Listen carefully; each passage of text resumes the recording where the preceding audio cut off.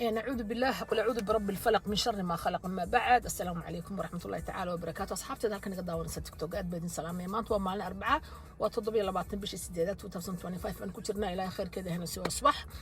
waxaan u sheegay asxaabteeda waliba hablaha Soomaaliyeed wiilashan qof walba af Soomaaliga ku hadlay fahmayo oo garanaya.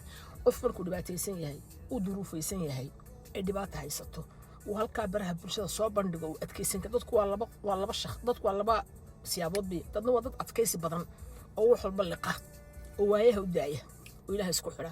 dadna waa dad calaacalkoodu fara badan yahay oo meel walba ay ku ka hadlaaya oo raba in la caawiyo ama dhibaatooda soo gudbinaya.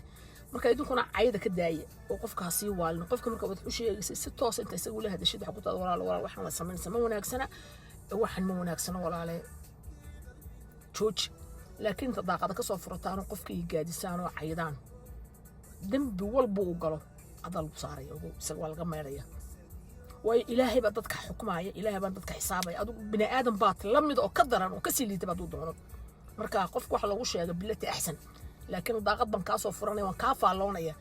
waxaad qabataad weydad adigu haddaad naftaada waxaad u qabataad weyd dadka ilaahay subxaanahu wa ta'aala laga ma cafinayo. qofaad dabadiisa xamatid, qofaad ka sheekaysid, qofaad been ka samaysid, qofaad soo badheedada ka soo fadhiisid sawirkiisa oo qaatid wax laga cafinayo ma jirto. adduunkan intaas uu socda bilbiqs uu socda. marka aad baadin salaamaya subax wacna wanaagsan. wassalaamu calaykum waraxmatullaahi ta'aala wa barakaatuh.